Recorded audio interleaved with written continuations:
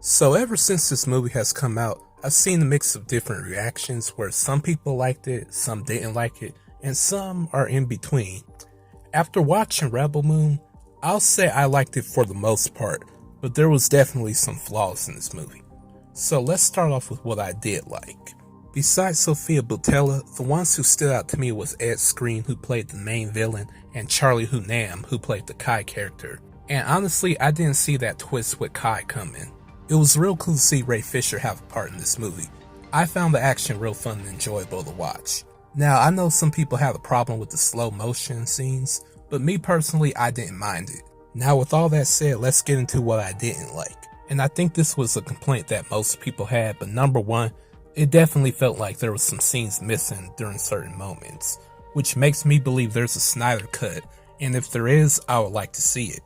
Now, with this next one, in the beginning I did have a big complaint about this, which was the fact that the characters we got introduced to, most of them didn't get enough screen time.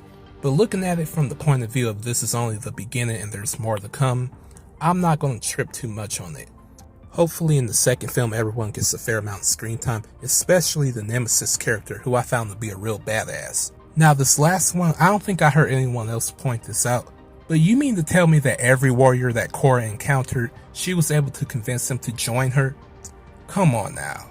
Let's look at a film like The Black Panther, the scene between T'Challa and M'Baku, where basically T'Challa requests for some of M'Baku's men to fight alongside him against Killmonger, and M'Baku refuses. Then afterwards, T'Challa basically gives the "you'll be the next target" speech, and then what happens? M'Baku still says no to him. It wasn't until moments later where M'Baku and his people came to fight alongside T'Challa. To me, that's what they should have did here when it came to certain characters. But it was like after Korra gave a big speech, then that's when they agreed to join her. I call BS on that.